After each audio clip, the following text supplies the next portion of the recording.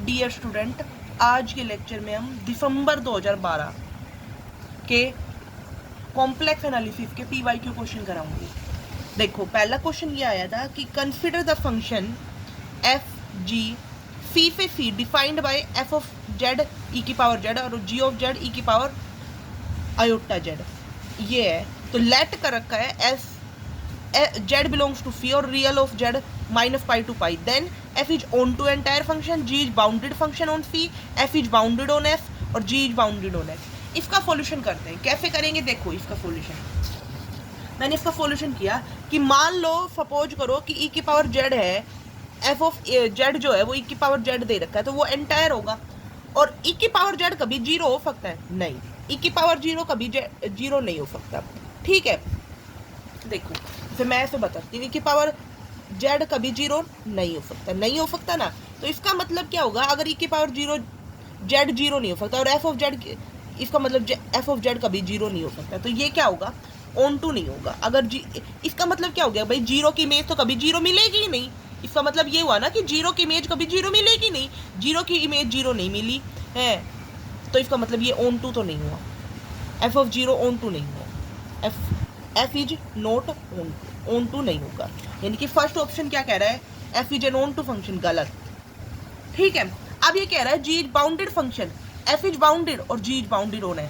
पहले ये second option देखते हैं, जी इज बाउंडेड फंक्शन ऑन फी।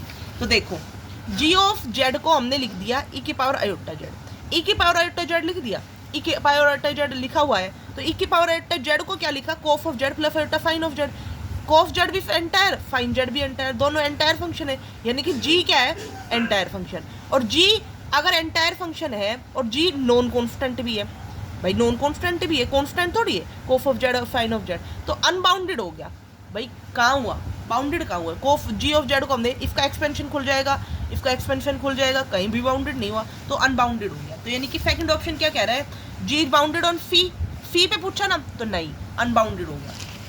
अब अगला क्वेश्चन देखो, थर्ड पार्ट देखो, क्वेश्चन नहीं सॉरी, थर्ड ऑप्शन देखो इसका, F of Z is equal to E की पावर जेड, ई की power X plus iota Y.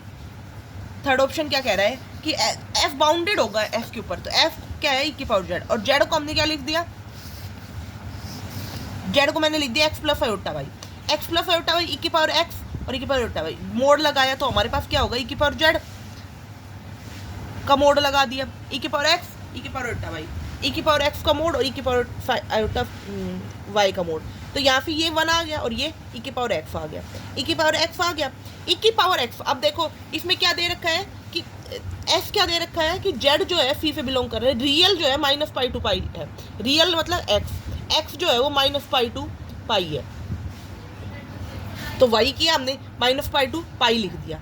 अब एक्सपोनेंशियल लगाया हमने दोनों इस पे, exponential minus pi, exponential X, exponential pi, क्योंकि हमें ई की पावर एक्स चाहिए, तो एक्सपोनेंशियल माइनस पाई और पाई के बीच में, मतलब ई की पावर एक्स जो है वो ई की पावर माइनस पाई और ई की पावर पाई के बीच में बाउंड हो गया, तो ये बाउंडेड फंक्शन हो गया। ठीक है, अब ऑप्शन 4 देखो, ऑप्शन 4 क्या कह रहा है कि जी ऑफ जेड ई की पावर आयोटा जेड है, ई की पावर आयोटा जेड का मतलब ई की power iota X minus Y, E की पावर आयोटा माइनस, ये लिख दिया हमने, यहाँ आ गया। अब बताओ ये बाउंडेड होगा या नहीं होगा? भाई ये तो हो गया 1, ये 1 हो गया, ई की पावर माइनस वाई का मोड आ गया, ई की पावर माइनस वाई क्या होगा? ये बाउंडेड होगा? नहीं, क्योंकि इसमें तो कोई कंडीशन दे ही नहीं रखी है। ये तो कंडीशन दे रखी थी इस पे, रियल पे दे रखी थी, रियल ऑफ जेड, तो मतलब रियल ऑफ जेड दे रखा था माइनस पाई टू पाई, तो एफ बाउंडेड हो गया ऑन एफ के ऊपर। ये बात ठीक है, क्योंकि ई की पावर माइनस एक्स ही बचा था, बट ये नहीं है जी बाउंडेड, ये नहीं है, तो यानी कि ऑप्शन थर्ड ठीक होगा, ओनली ऑप्शन थर्ड ठीक होगा। तो यहाँ पे ऑप्शन थर्ड ठीक आया। अब 34 क्वेश्चन, ये भी कॉम्प्लेक्स एनालिसिस के 4 क्वेश्चन आए थे। अब मैं देखो अगला क्वेश्चन करा रही हूँ आपको। क्या कह रहा है? एफ डी से डी होलोमोर्फिक फंक्शन है with F of zero zero है, where D is the open unit disc, Z belongs to fear, Z का mod is less than 1, then F of dash zero 1, F of, ये 4 option दे रखे हैं। देखो 4 option को कर लेते हैं। फार्ट फ्लेमा क्या कहता है? एफ ऑफ जेड का मोड जो है वो less than equal to Z की पावर एन, और एफ एन ये हमारे पास फार्ट फ्लेमा होता है, ये फार्ट स्पिक लेमा होता है। ठीक है, अब देखो इसमें क्या है, F of zero, F of zero का मतलब इसमें जीरो डालना, एफ ऑफ जीरो का mode which is less than zero की पावर n, ये आ गया। अगर हम यहाँ से देखें, ये हमें ये एफ ऑफ जीरो वन दिखाना है ऑप्शन, देखो है तो क्या करते हैं, इसके अंदर मैं लेती हूँ, इसके अंदर नहीं ले सकते, डेरिवेटिव है इसके अंदर। ये देखो यहाँ से ऑप्शन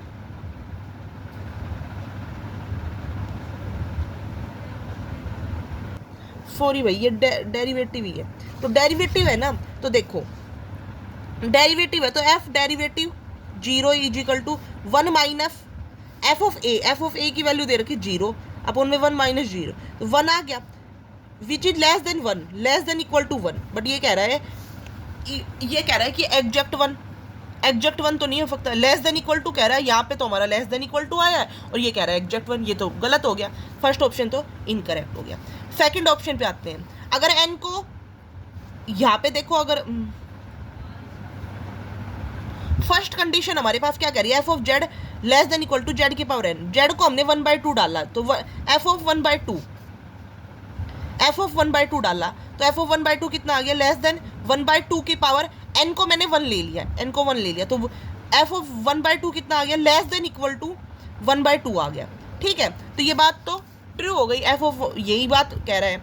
अब ये कह रहा है लेस देन इक्वल टू 1/4, अब जो चीज 1/2 आ गई क्या वो 1/4 से भी कम होगी, नहीं, क्योंकि 1/2 जो है वो 1/4 से तो कम नहीं है, बड़ा ही है ना, तो ये बात तो गलत हो गई, तो यानी कि थर्ड ऑप्शन गलत हो गया, सेकंड ऑप्शन सही हो गया, फर्स्ट ऑप्शन भी गलत हो गया है। अब फोर्थ ऑप्शन की बात करते हैं। ऑप्शन 4 देखो, हमारे पास अभी हमने निकाला था 1 से कम आया था, ये जहाँ पे पेन लगा हुआ है यहाँ पे देखो 1 फैक्टोरियल से कम आया था, बट ये कह रहा है कि 1/2 से कम, ये तो गलत बात है, 1/2 से कम थोड़ी ज़्यादा ही है, तो ये फोर्थ ऑप्शन भी गलत हो गया, ओनली सेकंड ऑप्शन करेक्ट होगा। अब देखो पावर सीरीज का अगला question, consider the power series, ये क्वेश्चन आया हुआ है देखो दिसंबर 2012 में, जून नहीं दिसंबर 2012 में, सॉरी। कंसिडर द पावर सीरीज, ये पावर सीरीज दे रखे, radius of convergence of this series. मैंने ये क्वेश्चन किया इस तरीके, radius of convergence power series की क्या होती है, summation n1 to infinity a n z की power n, 1/r is equal to limit n tending to infinity a n plus 1 upon में a n, r is the radius of convergence. अगर देखो यहाँ पे a n कितना है 1, a n 1 है तो a n प्लस 1 भी कितना होगा 1, ठीक है। 1/r is equal to limit n tending to infinity a n plus 1 upon में a n, तो a n प्लस 1 अपॉन में a n 1/1, 1 आ गया, तो 1/r कितना आ गया 1, यानी कि r कितना आ गया 1, r ऑफ e कितना हो गया 1, तो इसका करेक्ट ऑप्शन होगा थर्ड 1 आएगा। अगला क्वेश्चन देखो, ये लास्ट क्वेश्चन है पार्ट बी का।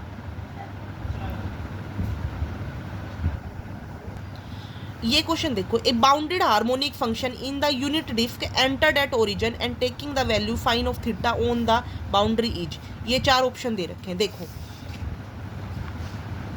हमारे पास ये क्वेश्चन कब आया हुआ है, देखो दिखा,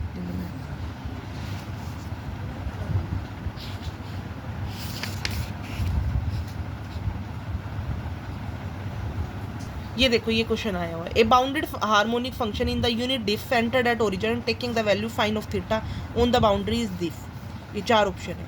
तो कैसे करेंगे इस क्वेश्चन को, हमारे पास देखो ध्यान से, डी हमारे पास क्या दिया हुआ है, डी यूनिट डिस्क, एक यूनिट डिस्क दी हुई है एंटर्ड एट ओरिजिन, ओरिजिन पे एंटर्ड है, तो इसका मतलब हमने वो मतलब बाउंडेड यूनिट डिस्क है, एक तरीके से हमने ये मान के चल रहे हैं, ठीक है। अब लेप्लास इक्वेशन जो होती है पोलर फॉर्म के अंदर ये होती है, del square F is equal to 1/r F R plus F double R, 2 बार डेरिवेटिव एफ का with respect to R, plus 1/r square F of double theta, मतलब 2 बार derivative with respect to theta, तो हमारे पास ये है तो equal to 0। ये अब ये हमारे पास दिया, ऑप्शन फर्स्ट को लेके चलते हैं, F of R theta is equal to R square sine of theta, option से वेरीफाई करने की कोशिश कर रहे हैं इसको। एफ हमारे पास R square sine of theta दिया है, आर का मोड लगा दिया तो R square sine of 2 theta, sine of two theta जो है वो किसके बीच में लाई करेगा, 1 से छोटा होगा, और आर भी 1 से छोटा हो गया, तो यानी कि ये चीज़ 1 लेस देन इक्वल टू 1 हो गई।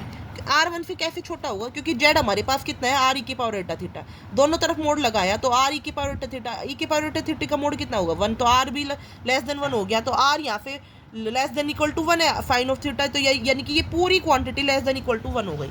ये लेस देन इक्वल टू 1 हो गई तो एफ भी लेस देन इक्वल टू 1 हो गया, तो इसका मतलब एफ क्या हो गया, बाउंडेड। इसने यही बोला है बाउंडेड हार्मोनिक फंक्शन, बाउंडेड हो गया, ठीक है।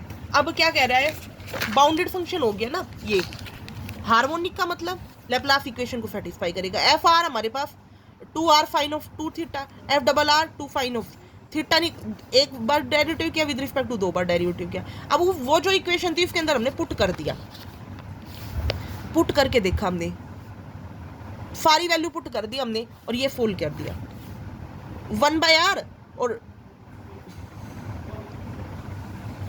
एफ आर रख दिया plus F double are 1/r², और ये हमने एफ डबल थीटा रख दिया, तो ये हमने फोल्ड किया तो हमारे पास 2 sine of 2 theta plus 2 sine of theta minus 4 sine of theta, ये 4 साइन ऑफ थीटा हो गया, कट गया, 0 आ गया।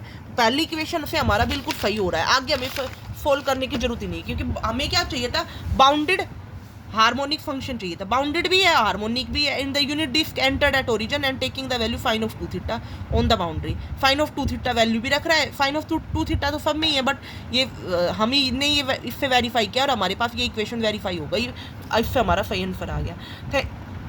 अब नेक्स्ट वीडियो में मैं पार्ट सी के क्वेश्चन कराऊंगी। Thank you for watching my video and if you like my video subscribe my YouTube channel. अगले लेक्चर में मैं पार्ट सी के क्वेश्चन कराऊंगी दिसंबर 2012 के। 4 क्वेश्चन पार्ट बी के आए हुए थे, 5 क्वेश्चन पार्ट सी के आए हुए हैं। देखो ये क्वेश्चन आए हुए हैं पार्ट सी के, 5 क्वेश्चन पार्ट सी के आए हुए हैं। अगर आपको वीडियो पसंद आ रही तो लाइक करें, कमेंट करें, और अगर किसी और टॉपिक पे आपको वीडियो चाहिए तो आपको कमेंट करके मुझे बताएं, मैं आपको वो टॉपिक पे वीडियो प्रोवाइड कराऊंगी। Thank you for watching my video and like if you like my video then subscribe my YouTube channel and thank you.